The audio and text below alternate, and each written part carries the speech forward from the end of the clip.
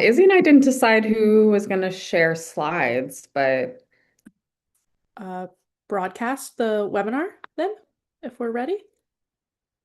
Okay.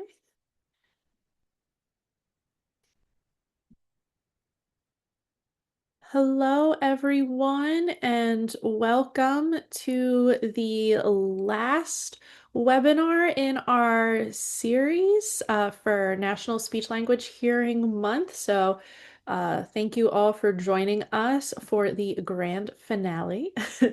We are just going to give folks an extra minute or two to get logged in on the Zoom. So as folks are joining, we are going to go ahead and just start with some brief logistics. So we are being joined today by our colleagues Nova and Izzy from the Institute on Disabilities at Temple University, and they will be speaking about healthy consent and boundaries for AAC users, device activity, and more. So that will be our topic that we'll be learning more about today. So just some logistics. If you do need captioning, that is available using your Zoom controls. If you're not seeing the option to turn on the live transcription captioning, you might need to update your Zoom to the latest version. We will also be monitoring the Q&A and the chat feature. If you do have questions, please feel free to type those into the Q&A. We will either answer those by typing an answer back, or we might be sharing those answers live. We will also have additional time at the end for more questions. Please do feel free to also use the chat feature. The chat we'll be keeping an eye on that as well. And we also have our handouts from today available in the chat for you to download. We will be able to offer certificates for attendance for today's session. We do ask, though, that if you do request a certificate that you are here for the whole training, we do verify that with the Zoom record. And then more information about how to request that certificate will be provided at the end. So if that's something that you're waiting for, you'll just have to bear with us while we then switch back to some of these logistics slides at the end so then you can get the link to request that certificate. Okay. So I'm going to hand things over today to Nova and Izzy.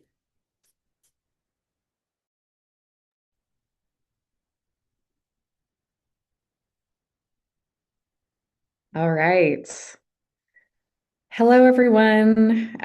So glad to be here. We're here to talk about healthy consent and boundaries for AAC users. And so let's get into it. We'll do intros. On the right-hand side, there's a photo of me. My name is Nova McGiffert. I am a white queer woman who has a background in sociology. I'm the Healthy Sexuality Project Coordinator. My pronouns are she and her. And I've been at the Institute on Disabilities for about 3.5 years. Um, and I have a background also in community organizing and really love educating folks about how to feel more empowered in their lives. And I'll pass it over to Izzy to do an introduction. Hi, everyone. On the left side is a picture of me in a wheelchair holding a microphone at one of my many speaking engagements I've done. Um, I'm Izzy, and I work with Nova very closely as a healthy sexuality educator. And I, as a disabled person, think this is super important for everyone to learn, and especially for the community of people with disabilities, because oftentimes this information is not as accessible or it's not as inclusive as it could be. So hopefully we can show you some tools today that will really like illuminate this and help to make it more accessible for people to learn about boundaries and consent. Yeah, I have a master's of education in human sexuality studies from Widener University. And I've been in this field for over 7 years. And I love it. So I hope we can have some fun today too. All right.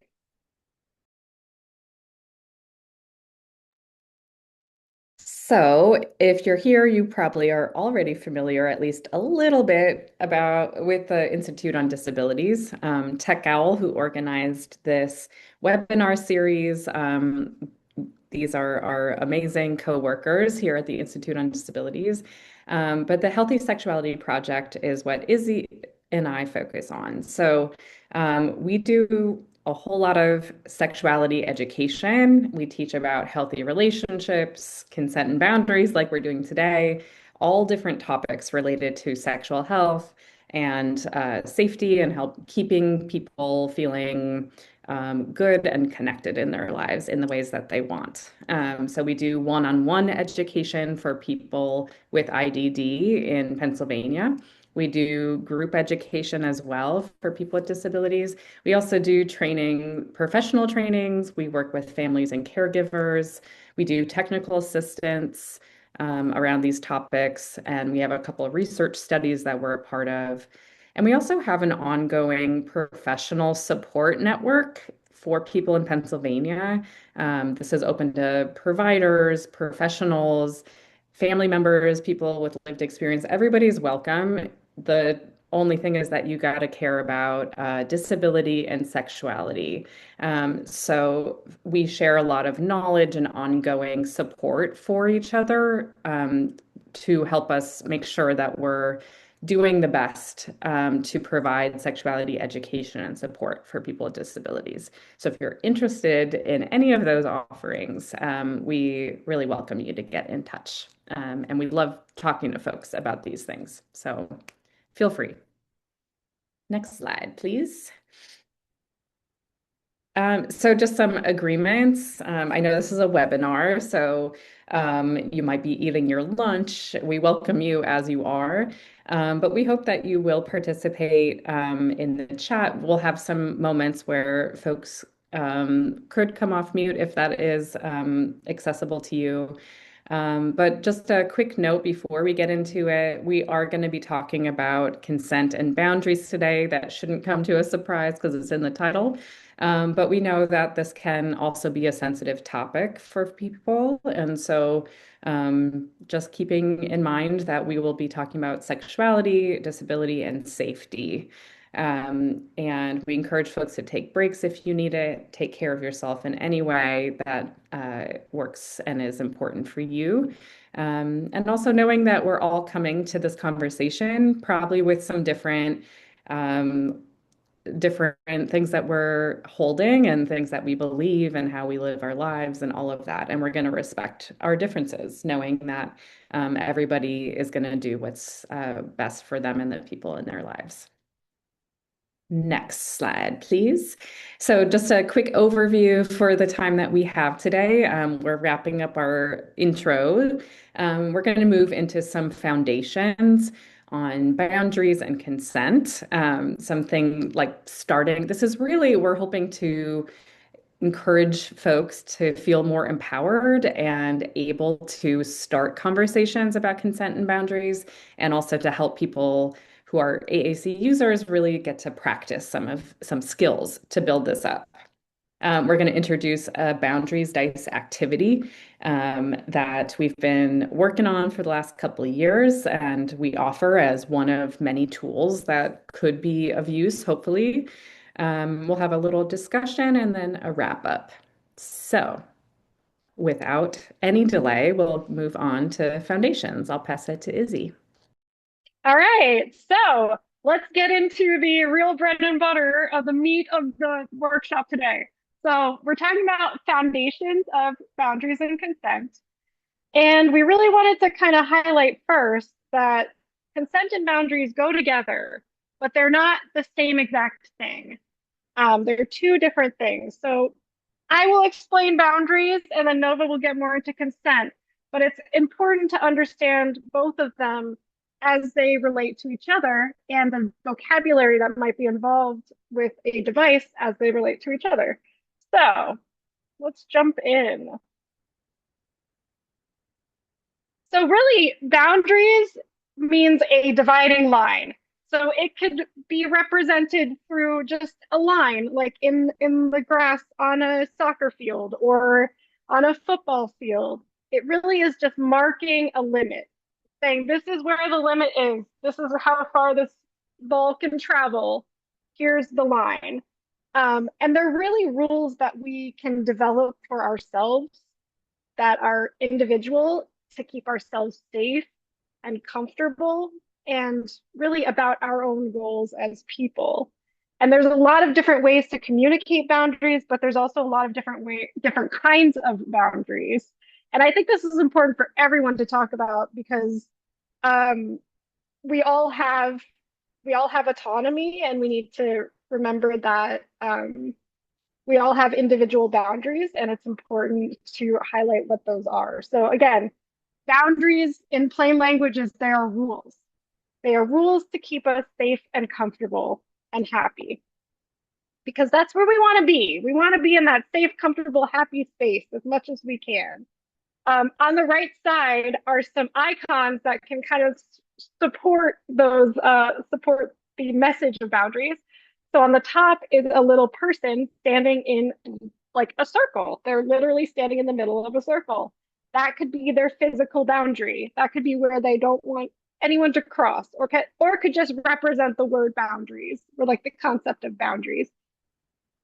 Underneath it is a little icon that shows a person in a wheelchair waving to another person who is leaving the room. So they're leaving the room. They're saying, you know what? No, I've had enough of this. I would like a boundary. And the wall there is kind of like supporting that boundary. And there are lots of different icons that can be used. I'm going to show a bunch of them as we go through. But just to remember that, like, as with any other kind of communication, there's a lot of different ways to be creative and illustrate these for yourself and for the people that you support. So in the chat, if it's available to you, why don't we throw out some examples of boundaries? What are some boundaries that you know of, or some types of boundaries?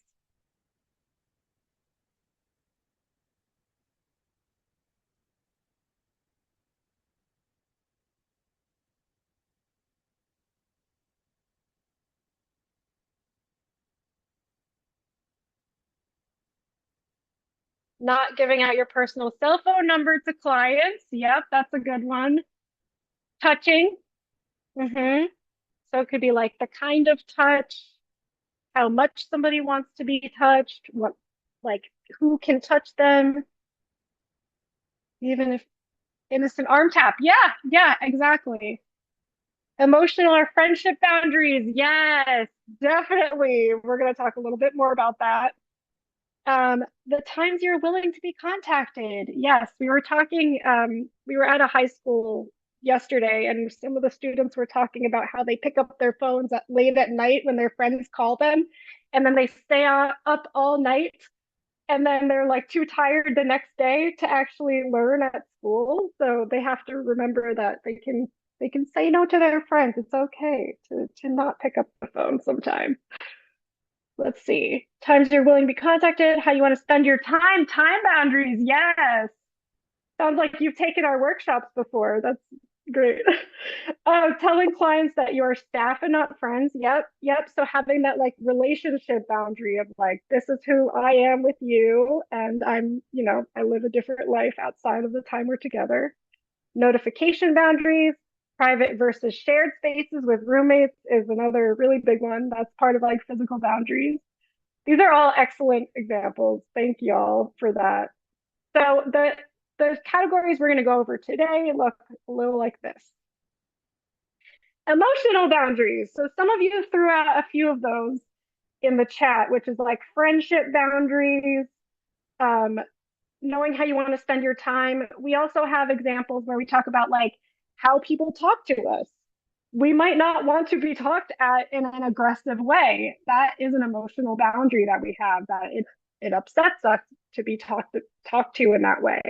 Or Someone is telling us all about their life and their problems without really checking with us if we're in a good place to support them in that moment. Sometimes we're not in a good place to support them, and it's better to say, "Hey, can we talk about this another time?" Um, there's a lot of different examples of emotional boundaries. You can also say, like with arguments, like it's okay to disagree, but the way we disagree might look different depending on who we're talking to.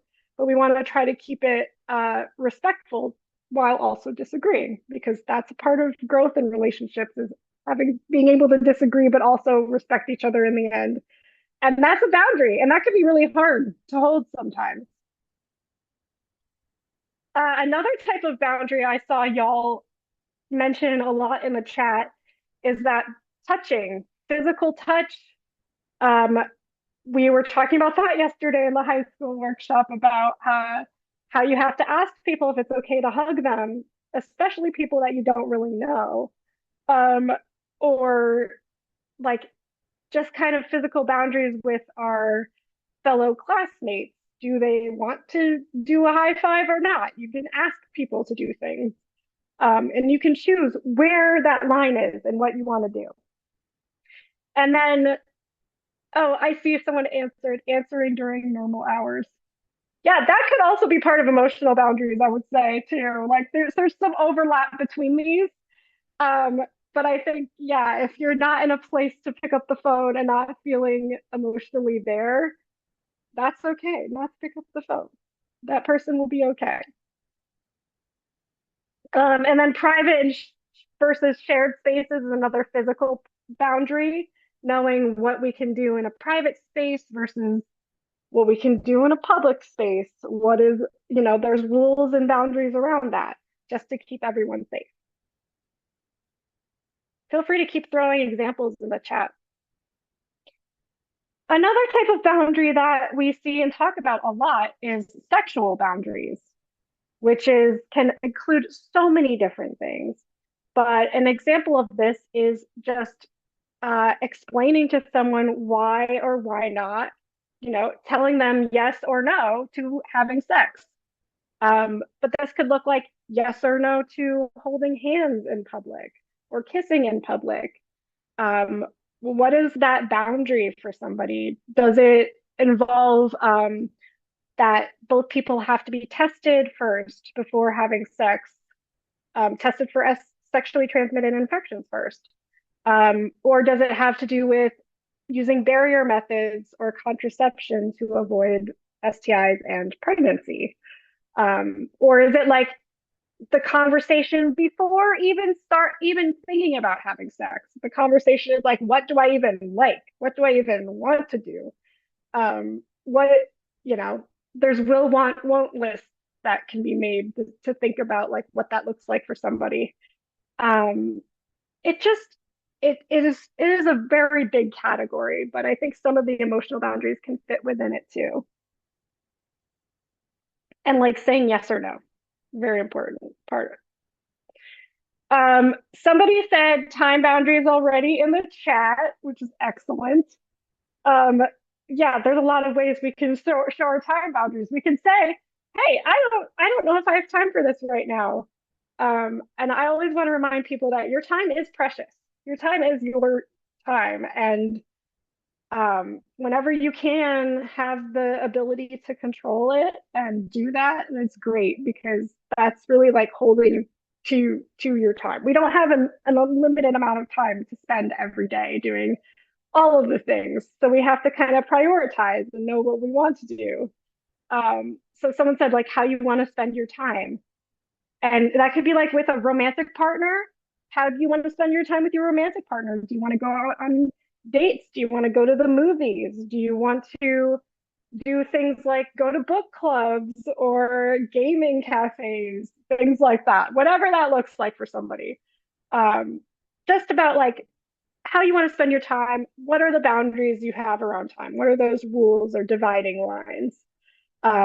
Just like, not calling. I won't pick up the phone really for most things after 11 o'clock unless it's an emergency. Um, I do not want, I'm usually sleeping. that's like a boundary for me. My time boundary is I'm going to be asleep. But it just depends. So feel free to keep adding examples in the chat. Another example we have is mental boundaries.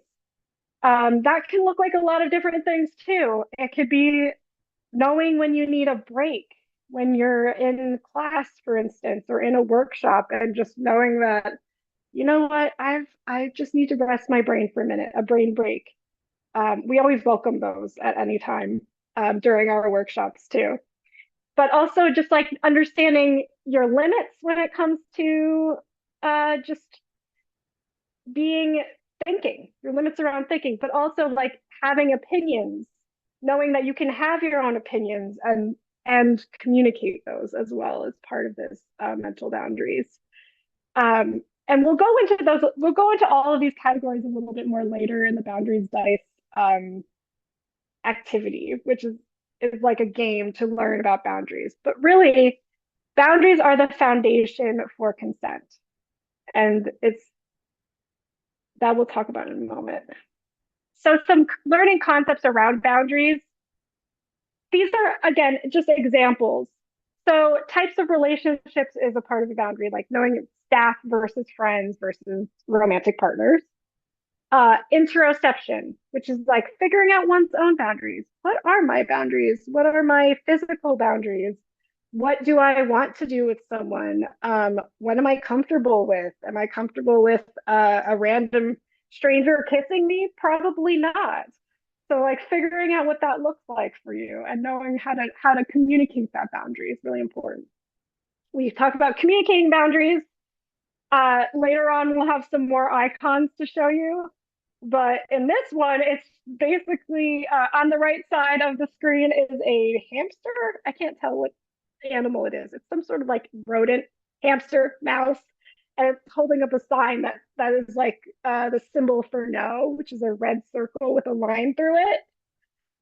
So that's like a way to communicate boundaries, saying no. That's no is a complete sentence when it comes to boundaries. Also understanding what that disappointment and rejection looks like and feels like, and knowing what how to handle that is a part of mental boundaries. And then what to do when your boundaries are crossed. And we talked a lot about that yesterday about like who we can talk to, who are our trusted people that we can talk to if our boundaries are crossed. What can we actually do? Someone was talking about how a person was trying to touch their hair and they did not want their hair to be touched. And so she said she went up to a teacher and told the teacher, like, hey, I don't want my hair to be touched. This person keeps touching my hair, and I asked them to stop. So sometimes people are going to cross boundaries, and sometimes that's intentional, meaning they want to do it. Sometimes it's unintentional. But either way, having a plan for when that happens is really important too, and a part of learning about boundaries and consent. Any questions so far?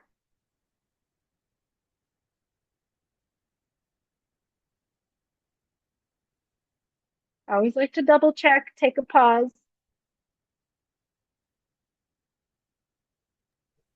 All right, here's some more examples of boundary icons. So this on the left is a face with a frown and a like drop of maybe like a crying to represent crying.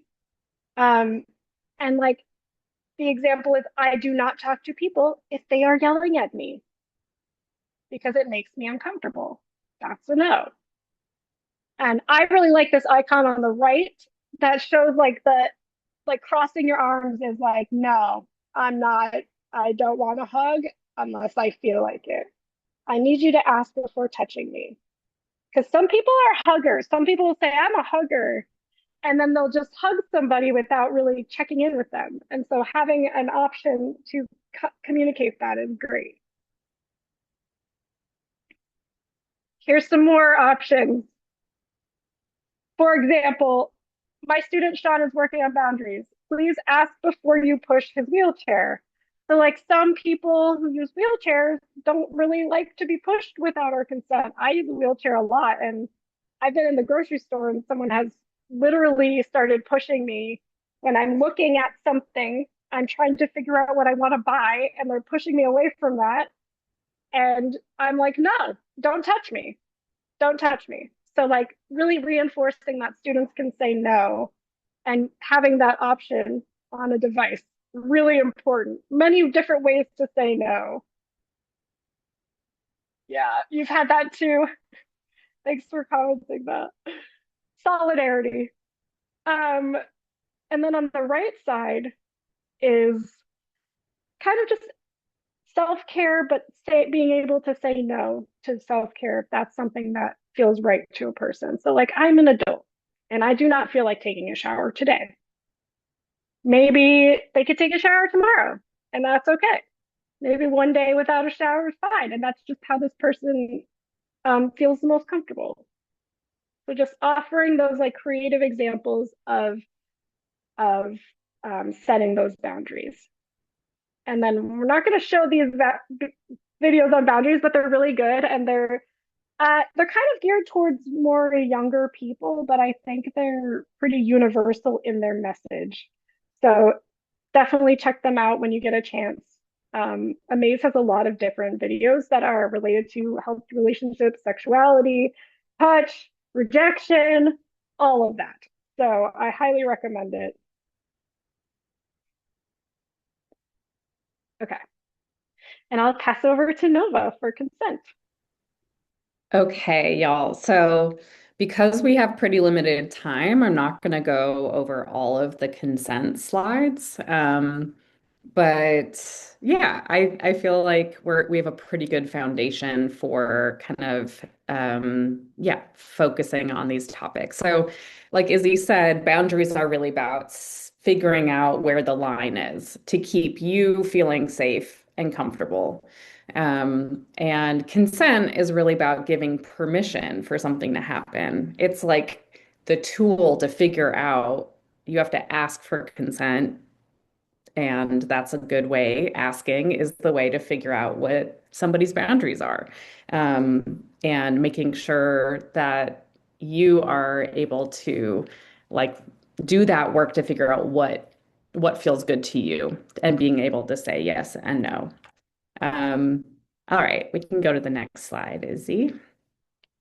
So the main thing I really want to talk about in terms of consent is that you're probably here because you feel like this is a really important topic. We also feel like this is so important, and a lot of that has to do with the history and the structure of our culture in general that is very reliant on compliance, right? So we're talking about expecting, especially for people with disabilities and especially folks that might be AAC users or folks that um, don't use their mouths to communicate. Um, we're really seeing a whole history and even current, like in our schools, like Izzy said, we were in some schools yesterday. There's a real reliance on making sure people are following rules, respecting authority, and may not have a whole lot of say over what happens in their daily routine, in how their body is interacted with someone who has caregivers or a lot of medical care, and also what types of relationships they are. So we know that this is the history, and we know that this is true for a lot of people even today. Hopefully, a lot fewer people this is true for, at least in an overall way, than was true in the past. But we know that consent culture is what we really want to build towards. Really making sure that in somebody's daily life that they have opportunities to say yes and no. Like Izzy's example for like taking a shower or not. We might have a situation someone really for their health and safety needs to take a shower every day. Maybe you believe that that's true for every single human, but there might be opportunities for someone to really exert their dignity of risk and have some choice.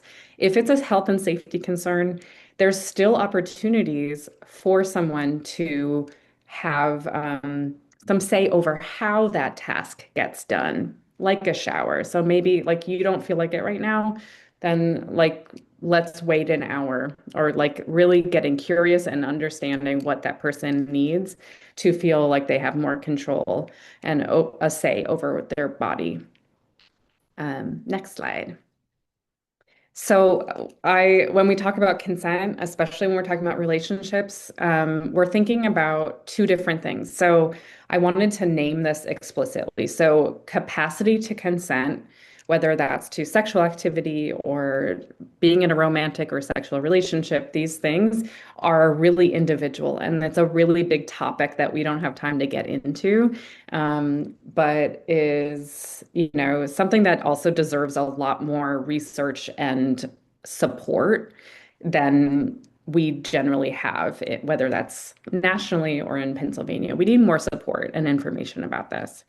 And at the same time, we are talking about really wanting to support everyone to learn consent and boundaries, and that everybody has the right to be in a consent culture. So even if you're someone who doesn't have a lot of language skills or opportunities to share your preferences, you still deserve to have people interact with you in a way that is based in consent. So next slide, please. This is a slide that is intended to be very plain language. I always encourage people, you can print this out if you want, if this is helpful for people in your life. We want people to practice saying, it's your body, you get to decide what is right for you. That's really what consent boils down to. I am going to pause because I see a question coming in. Advice on navigating things that health-wise should be done, like brushing teeth, education, that sort of thing. Um, yeah, I think you can go to the next slide, Izzy, because I feel like this is one of the things that we're talking about, like opportunities to practice consent. So, for example, brushing teeth might be a non-negotiable. I'd say the dentists would agree. I generally agree twice a day is what we like to go for. Um, I think that in terms of how to build it into daily routines is really going to, of course, depend on the individual and the situation. Um, if it's a non-negotiable thing that has to get done, there's different things that you can do to create more choice and consent. So, for example, um, is there music that you can play to make that person feel like it's more fun? Can they watch a 2-minute video while they're brushing their teeth? That might be distracting. That might not work. Is there a way, which is like not sweetening the pot, but some like a way to create some choice and autonomy? What do you get to do right after you brush your teeth that's going to be incentivizing? Um, and yeah, so the thing is that like we know that like an example that comes up a lot is like you're not going to let somebody just walk out into a busy street in the middle of traffic just because they are exerting choice. We are if we love people, whether it's like someone with a disability or not, we're going to support people in our lives to stay safe. And what we know is that people with disabilities are experiencing harm at a much greater risk than non-disabled people, period, in relationships. And the answer is to give people tools. So that means practice. So you can do high five activities with people, like asking permission. Do you want a high five? Things like that. We want everybody to be able to practice. There's lots of things, and deciding what happens in the routine. Um, I see that there's some brushing teeth conversation in the chat. I'm going to keep it moving just so we don't miss out on some things, but I do want to uplift supported decision making, which is probably a familiar topic to at least some of you. And there are tools within supported decision making to talk about healthy relationships and how to make decisions in relationships. And again, that's going to play in different ways for different people. One activity, this is like something that can be really fun in a group. But could also be if you're working one-on-one with somebody, just like really having fun with like practicing no. Like, how do you want to say no? And there's different, you can say no, you can yell it, you can, especially in a group of people, that can be really fun. And then the next slide is saying yes, practicing different ways of saying it. Yes. Like, and if you say maybe or like that's not yes, you have to like say yes. And with an AAC device, making sure that people have yes and no and are practicing using their devices to say yes and no. Um, okay. Do we want to pause people who have been able to look at the chat more? Is there more we want to say from the chat, or do we want to move into the activity?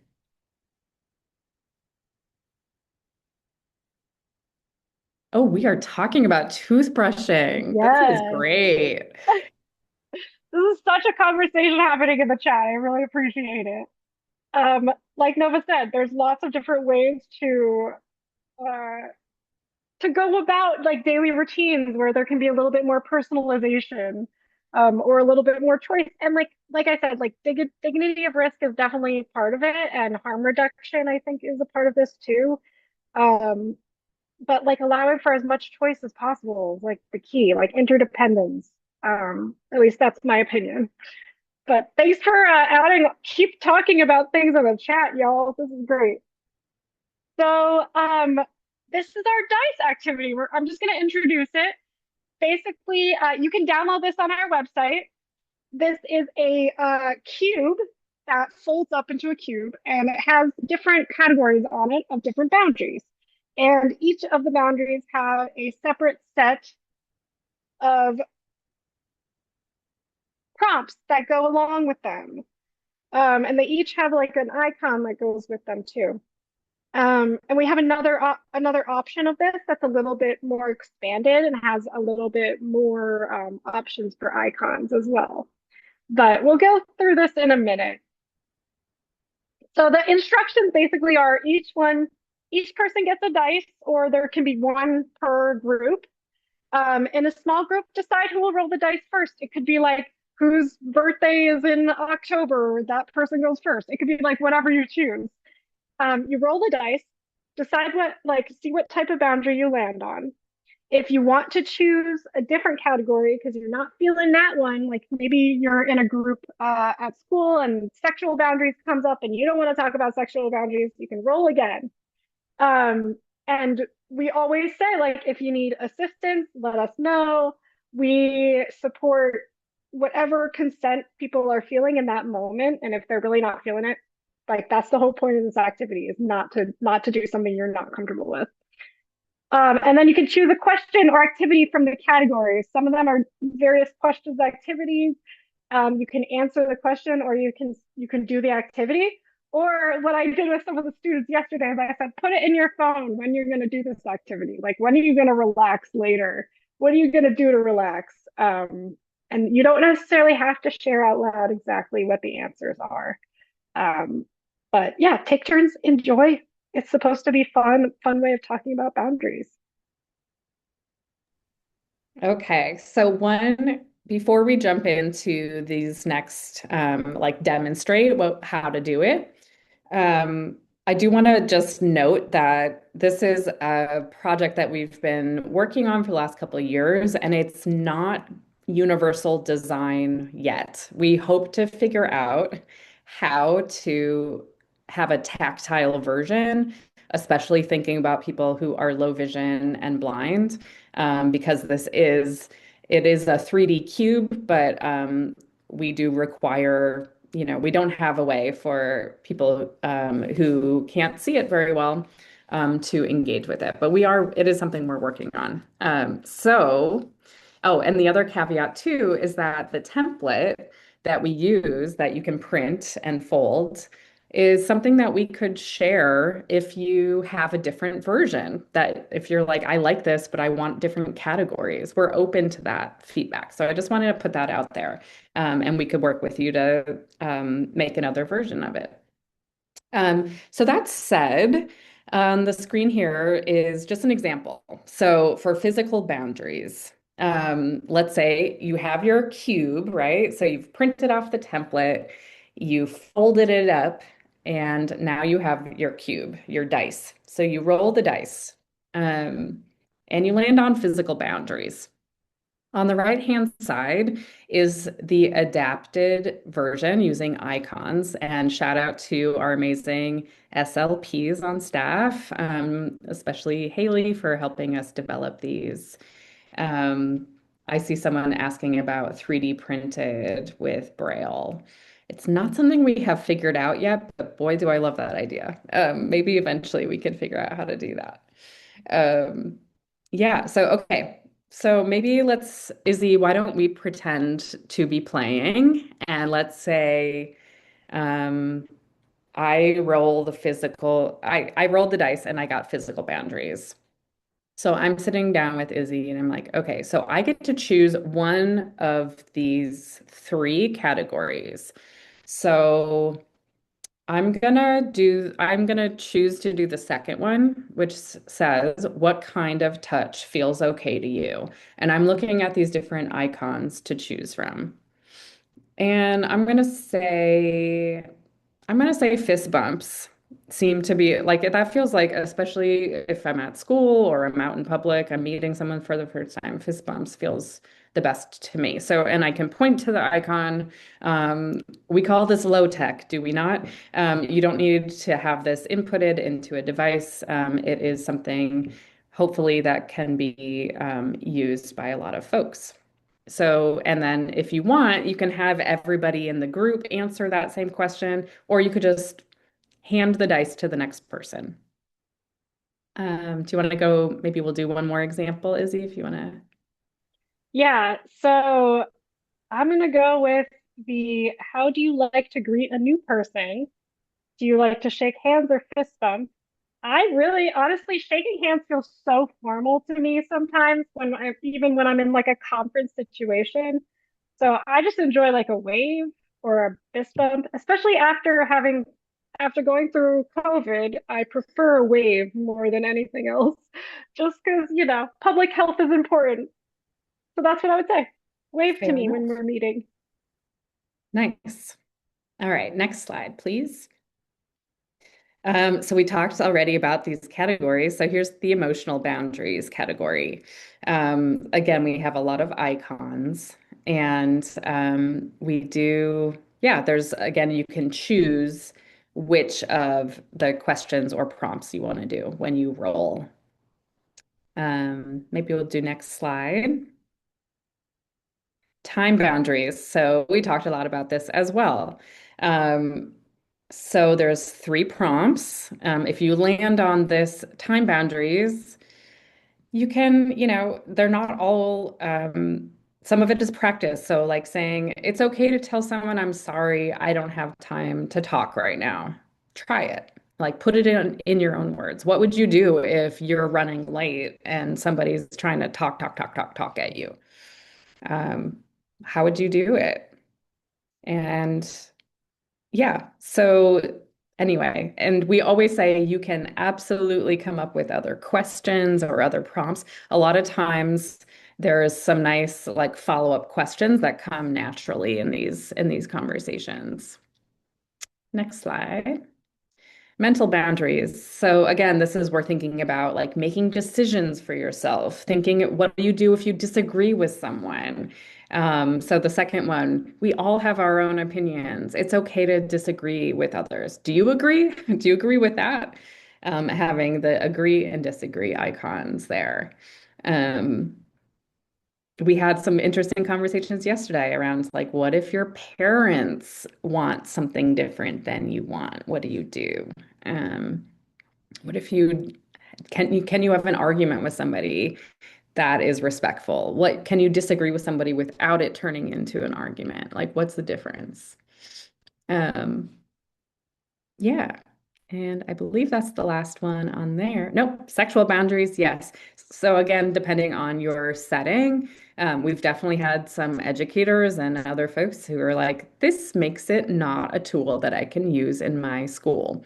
That's valid because of the climate that we're in. If you're in a school that is actually very willing to talk about sexual health, and this is absolutely about boundaries. But if this is category is going to make it something that you're not able to use, that's okay. We could also make a version that doesn't have this category. There's so many different types of boundaries that we would love to talk about. But of course, we think it's important to talk about this, especially with people who are teenagers or older. This is super relevant and important. They're not super explicit. So, like, how would you say yes or no to someone who wants to be romantic or sexual? How do you know if you want to be romantic or sexual with someone? And then the first one here is privacy is important. Someone mentioned in this in the chat already. What's an example of a private place where someone could be sexual with someone if they both said yes? Um, so again, that might be too controversial for some groups, and others it might be a totally fine and important conversation. Um, yeah. So those are kind of the categories. And we are just also a note is that we're working on an instruction video that will be very short. It's not up on our website yet, but that's going to be something that we hope will make it a little easier to explain this activity. Um, and hopefully, this was our attempt to do a virtual explanation of it. So I want to pause and see if there's any questions about how to play how to use the activity, or anything related to these prompts.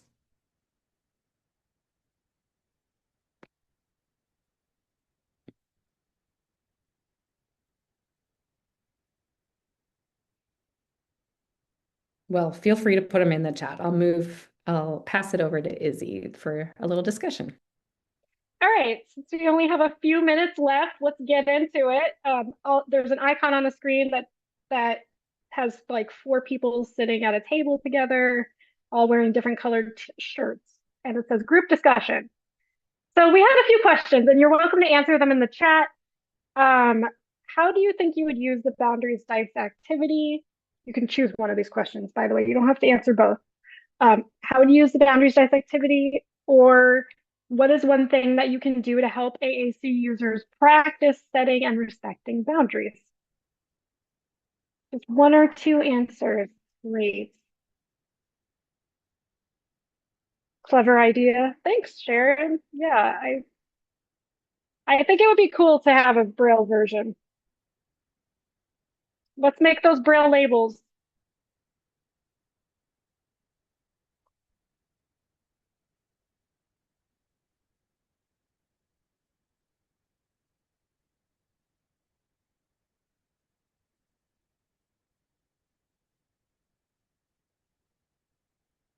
What I do think is great about Boundaries Dice is it just is about starting these conversations, and you can really branch off into various other conversations as a part of it too, which is really cool. Make sure that related vocabulary is programmed, included on the person's device. Yes. Examples of having a way to say no. Yep. Yes, talk to engineering students to come up with ADA die. Okay, I mean, we could. That's a good idea. Yeah, I think there's a lot of ways that this could be adapted. We could even make like a web version where it's like a random generator. We can generate like the different things. We could create new prompts for all of these. Like the options are endless, and there's so many ways to talk about consent and boundaries. So I hope this tool is helpful for y'all. And I want to leave some more time for just general questions, but feel free to keep putting your thoughts in chat. Really appreciate the suggestions. All right, wrap up. Thanks for being here, everybody. You could go to the next slide, Izzy. Oops. Okay, yeah. Go Yeah, ahead, our contact information is here in the slides. We certainly can put it in the chat as well. We really welcome connecting more. We intend this to be hopefully motivating to start conversations. And I do want to, of course, name that Izzy and I are educators. We're not speech language pathologists, but as you can tell, we work with some amazing SLPs. And so if you ever want more technical support, we absolutely can work with our colleagues to kind of help you be more effective if you're trying to teach more consent. If you didn't get a question answered today, please don't hesitate to reach out and we will do our best to support you. And we can pass it. I know that there is a survey and also want to pause for other questions and answers too. Would we do outreach and education in Chester County? Absolutely. So we do our sexuality education all across the state of Pennsylvania. And we definitely have done some work with folks in Chester. I don't think a lot, but would be very happy to connect. We don't go into like we do virtual and in-person workshops. One thing that we probably couldn't do is like an intensive ongoing group, but we love doing like one or two sessions, or depending on what the ask is, we would love to talk to you more about it.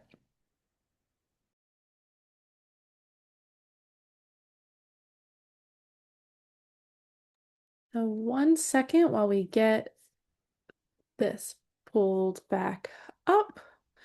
Okay, so thank you everyone for joining us, and thank you Nova and Izzy for sharing such great information and resources today. So here on the last few slides are just some additional resources and contact information for how to find us at TechEl, as well as the Institute on Disabilities, for information on these and related projects, as well as future programs and offerings that we might have down the road. So please do feel free to follow us on various social medias, Facebook, Instagram, and TikTok at TechLPA. The general contact information for TechOwl, the information for the Institute on Disabilities at Temple University. And then here is our survey and certificate request form. Please do complete the survey if you are requesting a certificate. We do like to hear your feedback. That also is something that we use to provide our funders with information so that they know that we're doing what we're supposed to be doing and that we're also meeting the needs of the community. And we also have a spot on there where you can let us know what information you'd like to see in future webinar series. We want to make sure that we are providing folks with information that is relevant and needed.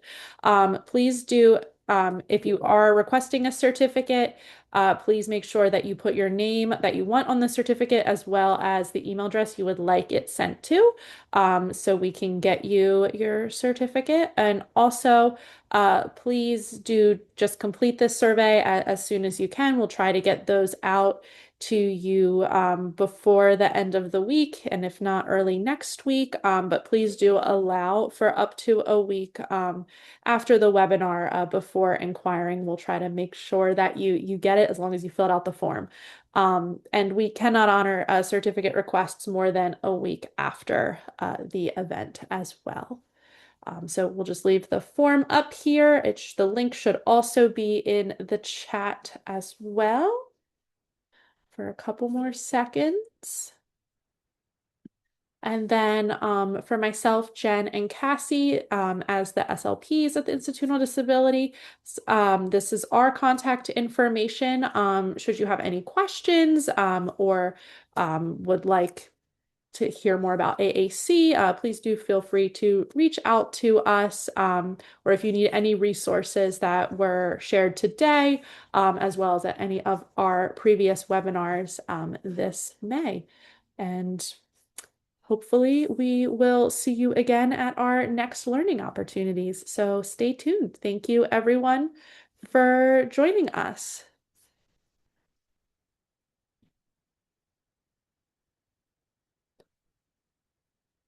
All right. We are going to go ahead and wrap up the webinar, and we're going to close out. So again, thank you everyone for joining us, and we hope you all have a great rest of your day. Bye now, everyone.